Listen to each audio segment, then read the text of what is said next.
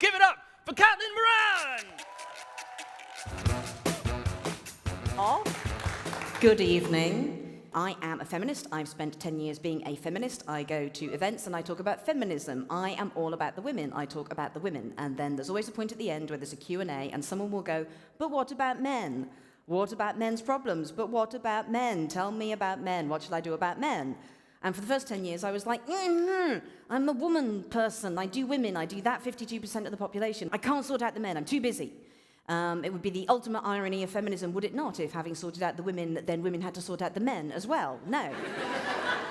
But finally, last year, I was like, okay, let's do it. Let's talk about men. So I went on Twitter on the 19th of October, and I said this, men of Twitter, what are the downsides of being a man?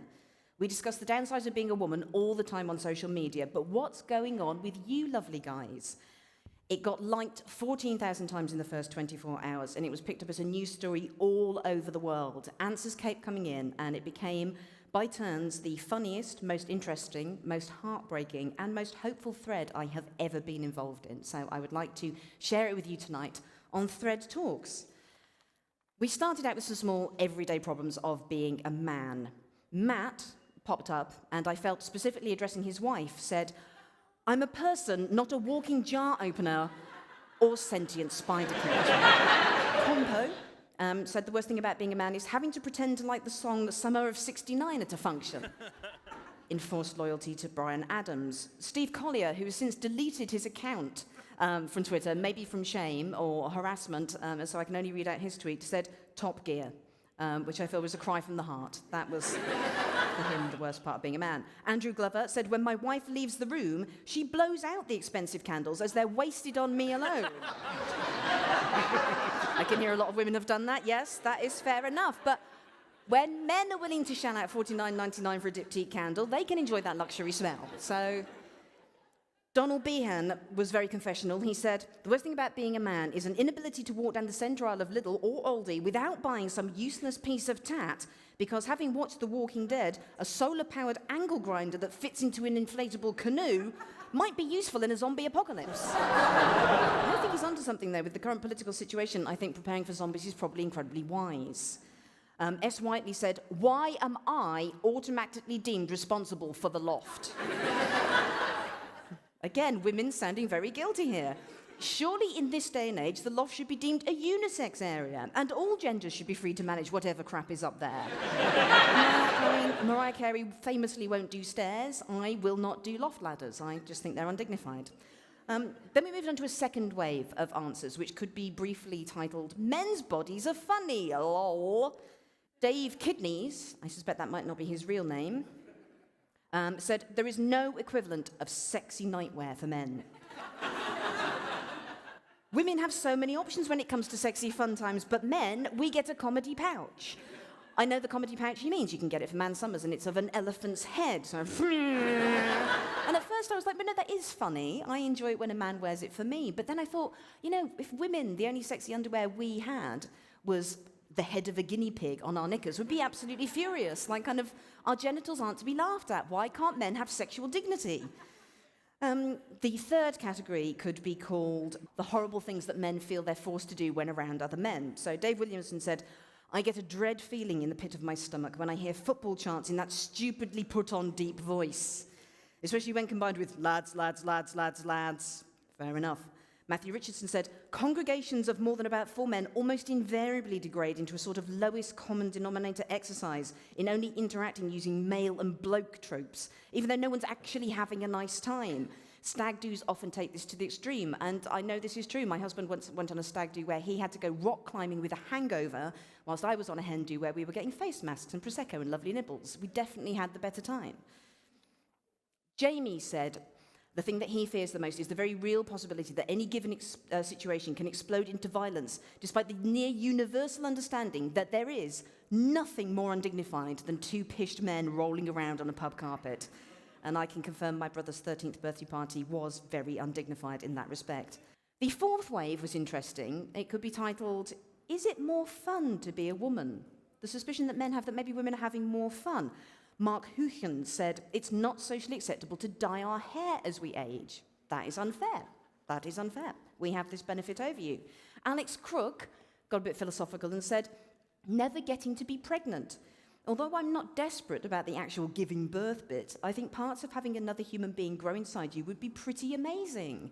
And I wonder if this is a jealousy that many men have that they don't share. I know I had an ex-boyfriend who was very proud of the massive set of verrucas he had on his foot and kept showing me how they'd grown every day. And I thought, you need to get pregnant. You could be so much prouder of something growing in or on you than this. Jesper Heglund, who I suspect might be a dandy fellow, said, it would be nice to have more than 3 colours, white, black and dark blue, to choose from when buying fancy clothes. Again, fair enough. Women have absolute wardrobe freedom. Men, it's trousers or nothing. Caroline, I can't pronounce her surname, Longside, let's say that. Caroline Longside pointed out an unfairness for men on Father's Day, that Father's Day and Dad's birthday cards are all golf, sad sports cars, fishing and the odd glass of whiskey. And not all dads like golf. What if you were a former golf? You would then want some pictures of some rain or some bats. We need to increase the lexicon of what it is to be a dad. Chris Russell was very honest. I am deeply jealous of the ladies' toilets.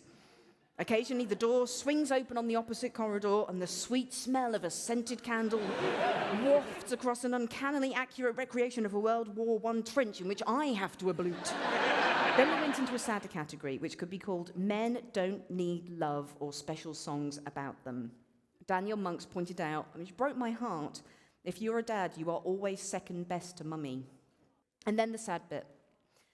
This category could be called, it's actually painful to be a man. So Mark Stradling said, when women get beaten up by life, their friends gang up to support them, and men don't. And sometimes all you need is a hug.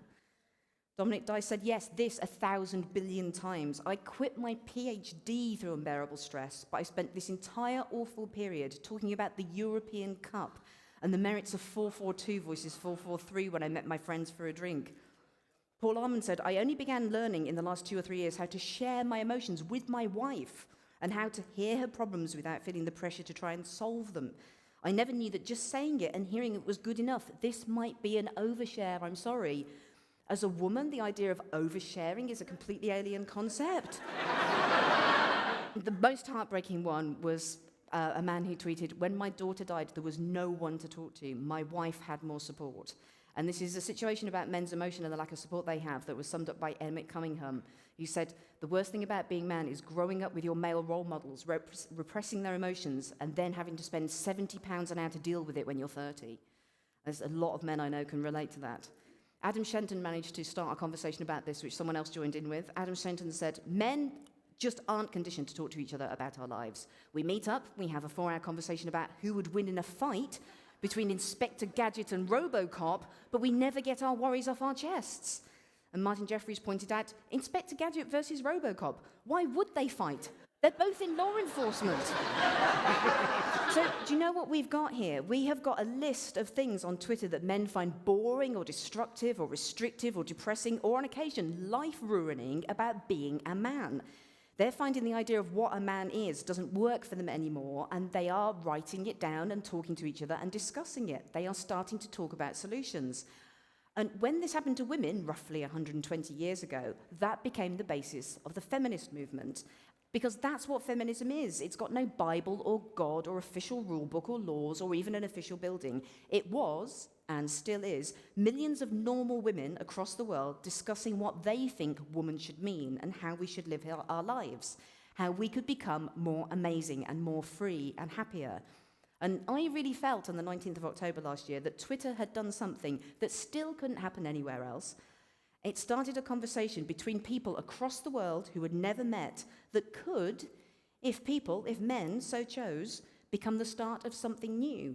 A change that could mean our sons and grandsons could have a bigger, happier, healthier, less restrictive and more joyous life than men of my generation or our fathers.